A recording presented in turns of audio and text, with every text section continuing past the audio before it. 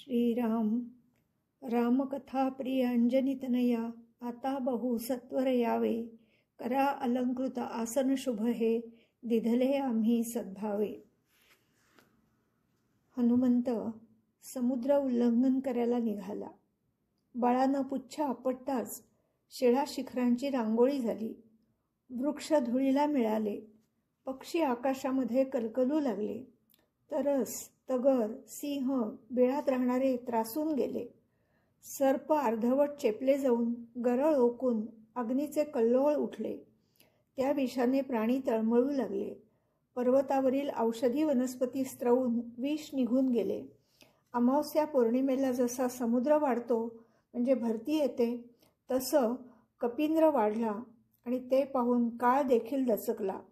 हे समुद्रोल्लंघन पाहायला आकाशात देव, सुरवर, गंधर्व यांच्या विमानांची दाटी झाली। उमा, रमा, सावित्रीही नवलाने पाहू लागल्या। बळाने दोन्ही बाहू पुढे आणि पुच्छाचा आकडा केला आणि उड्डाण केले।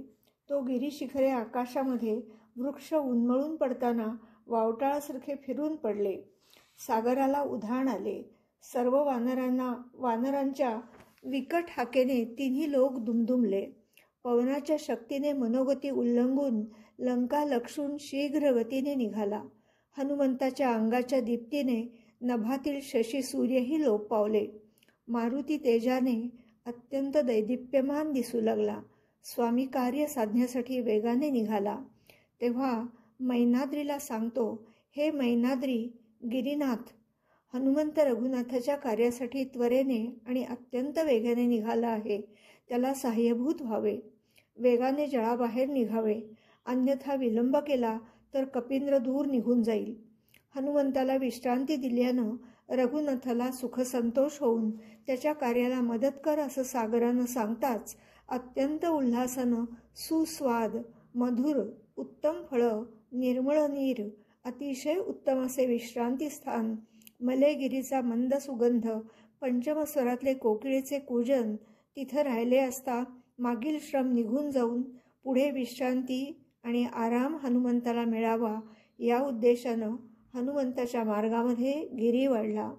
जो जो पर्वत वाढे त्याहीपेक्षा उंच जाऊन शतकोटी योजने उंच गेला तरी हनुमंत विश्रांती घेईना।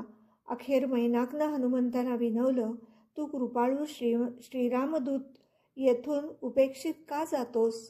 तुझे चरण मला लागले तर मी पावन होईन, यासाठी मी वाढलो, अभिमान म्हणून नाही। सागराने मला अतिथीची पूजा करून श्रीरामभक्ताला विश्रांती द्यावी असे सांगितले। सागराने स्थापन केलेले म्हणून तो सागर आहे। तूही सूर्यवंशीचा किंकर आहेस। आम्ही तुझे दास आहोत। तुझ्या पित्यानेच मला स्थापन केले आहे आणि सागरामध्ये राहत आहे। तुला विश्रांती मिळावी म्हणून मी वाढलो।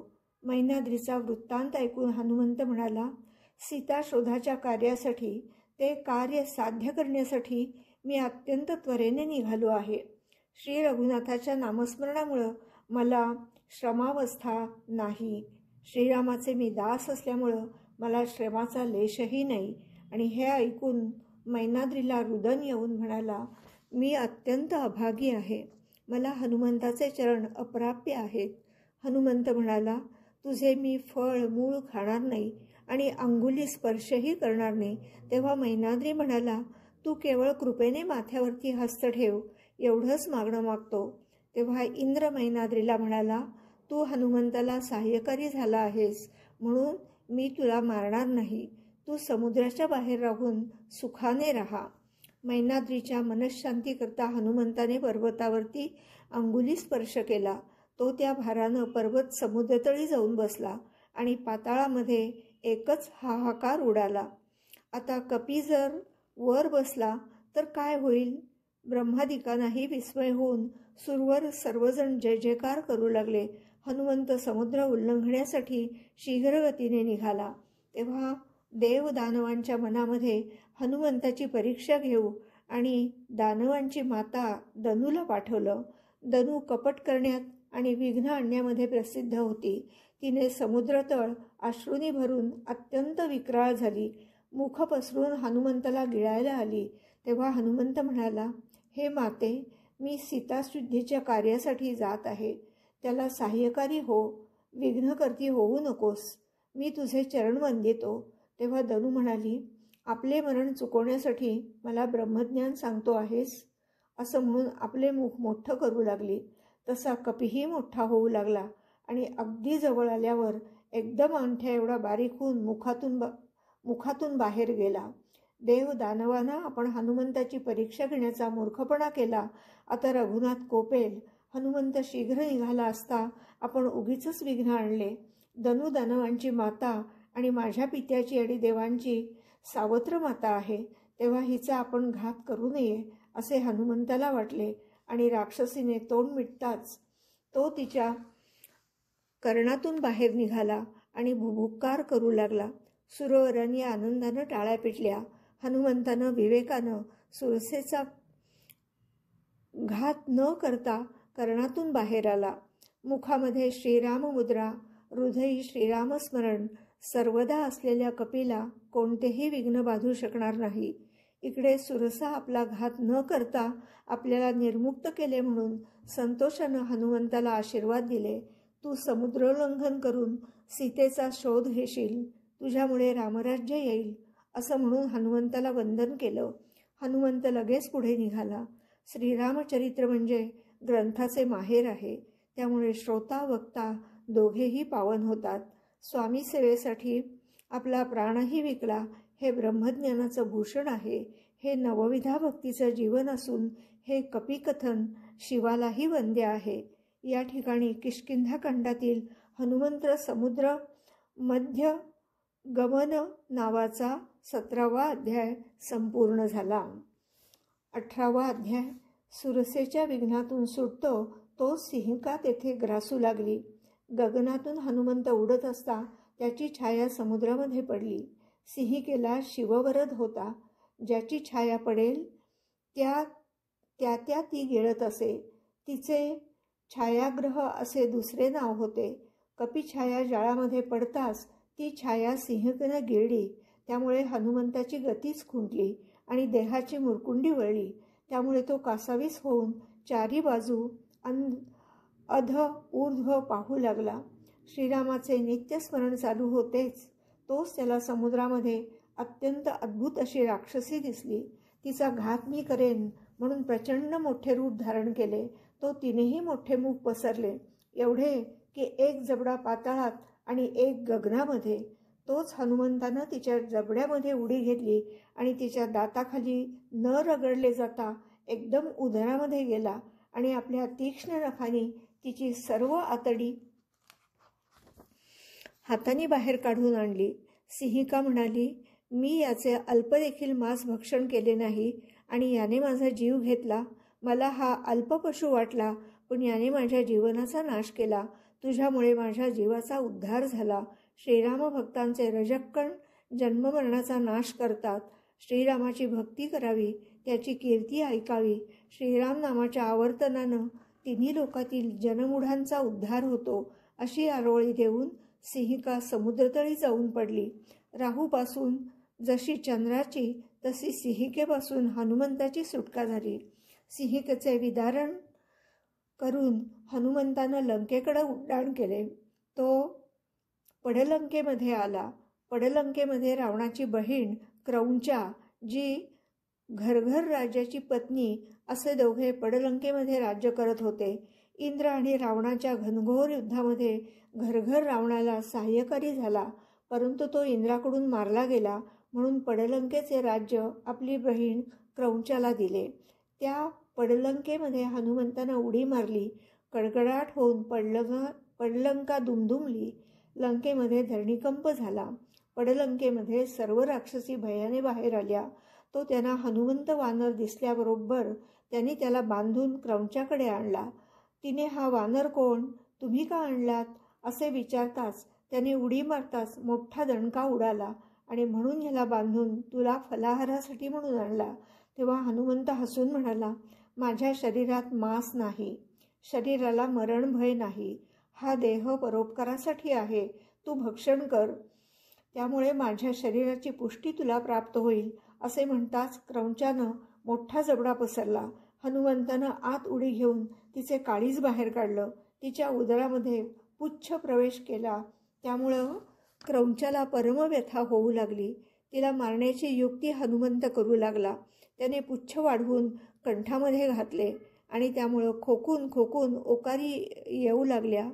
मागून वाद सुटू लागला. त्या दुर्गंधाने राक्षसी गगनामध्ये उडून सागरामध्ये पडल्या. पुच्छ तोंडातून बाहेर काढा आणि म्हणून 10-20 नारी आल्या. त्यांच्याच्याने ओढवेना म्हणून 14 सहस्र श्रेष्ठ राक्षसी आल्या. तरी पुच्छाचा शेवट होईना. तिचे उदर अपरंपार वाढले. तेव्हा हनुमंत तिचे काळीज समूळ उपटून बाहेर आला. तिने एकच मोठी आरोळी देऊन भूतळावरती आदळली आणि तात्काळ गतप्राण झाली. 14 सहस्र राक्षसी ही पुच्छाने आदळल्यामुळे लंकेमध्ये भूकंप होऊन त्या सागरामध्ये जलचराचा भक्षात पडल्या. सीतेला पळवून आणल्यानं अशी संकटे येत आहेत असे सर्वांना वाटू लागले. हनुमंतानं उड्डाण केल्यानंतर पहिल्यांदा ते पडलंकेमध्ये आलेले आहेत. ते आपण पाहिलं. आता हनुमंताचे पडलंकेचे उड्डाण या कथेला कालिका पुराणाचा आधार आहे असं नाथ सांगतात. हनुमंतानं पडलंकेतील सर्व स्त्रियांचा नाश केला. फक्त एक वृद्धा राहिली. तिच्याकडे कृपादृष्टीने पाहत, मी विचारेन त्या गोष्टी सांगितल्या नाहीस तर तुझाही घात करेन असं म्हणून येथून लंका किती दूर आहे. तेव्हा ती सांगते, लंका मागे राहिली. सोन्याचे कळस, गोपुरं, रत्नांच्या माड्या दिसता आहेत. ती लंकाच आहे असं म्हणतात. उलटं उड्डाण करून लंकेत आला आणि येताक्षणी रावणाच्या विजयकेत शिखरासहित पाडला. त्यामुळं राक्षसांमध्ये एकच आकांत उठला. वारा, वादळ, मेघगर्जना काही नसताना विजकेता पडला आणि त्यामुळं अनर्थ ओढवला. म्हणून रावण मनामध्ये दचकला. रावणानं श्रीरामाची रमा पळवून आणली. राजा अधर्मामध्ये रमला. त्यामुळं विजयकेत भंगला. आता आपल्याला विजय नाही असे जन बोलू लागले. हे ऐकून हनुमंताला उल्हास वाटून सीतेला शोधण्याच्या आणि राक्षसांना मारण्याच्या निरनिराळ्या युक्त्या हनुमंत मनामध्ये योजू लागला. अति दुर्धर हनुमंतवीर पर्वताकार वाढला आणि मनामध्ये विचार करू लागला. रामकार्य साधण्यासाठी, सीतेचा शोध घेण्यासाठी स्थूल रूपामध्ये सीता दिसत नसेल तर काय, व्यर्थ कशाला शिणायचं. म्हणून सामान्य वानर होऊन कुठे गोचर कुठे अगोचर राहत सीतेसाठी नगर हिंडू लागला. श्रीराम हा आत्मा आहे, हा त्याचा निजनिर्धार, आपल्याला विघ्ने येणारच हे जाणूनच समुद्रलंघन केले आहे. विजयकेत भंगून केतकी वनामध्ये येऊन पडलंकेप्रमाणेच लंकेमध्ये आकांत मांडला. सीतेच्या शोधासाठी ज्या ज्या युक्त्या करता येतील त्या सर्व सामर्थ्यानिशी करून लंकेच्या वैभवाची त्रैलोक्यामध्ये ख्याती होती. तिथं हनुमंत समुद्रलंघन करून आला. इथं किष्किंधाकांडाचा अध्याय इथं समाप्त झाला. सीताशुद्धीचे असे हे कवाड सुंदरकांड अतिशय गोड आहे. हनुमंताची ख्याती श्रोत्यांना सुखकारक होईल. सुग्रीवाने सीताशुद्धीसाठी वानरांना पाठवलं आणि मध्येच बिळामध्ये वानरांचे मरण ओढवलं. परंतु सर्व वानरांना सुखरूप समुद्रातीरी आणलं. संतापीनं सीताशुद्धीचा मार्ग सांगितला. वानरांना कोडं पडलं. हनुमंत कैवारी झाला. समुद्रलंघन करून लंकेमध्ये सीताशुद्धीसाठी आला. इथं किष्किंधाकांड संपलं. पुढं अतिशय गोड सुंदरकांड आहे. नाथ म्हणतात, रामायणातल्या कथा कौतुक श्रोत्यांनी अवधान देऊन ऐकल्यानं श्रवण करणाऱ्याला ब्रह्मसमाधान मिळालं. कथा ऐकल्यानं क्षर अक्षर निरसून चिन्मात्र श्रीराम पावतो. रामकथेतील प्रत्येक अक्षर क्षरातीत, क्षराक्षराच्या पलीकडं आहे. संपूर्ण रामायण चेतनात्मक आहे. या ठिकाणी किष्किंधाकांड संपूर्ण झाले. भावार्थ रामायण किष्किंधाकांडातील हनुमंत लंका प्रवेशो नाम 18वा अध्याय समाप्त झाला.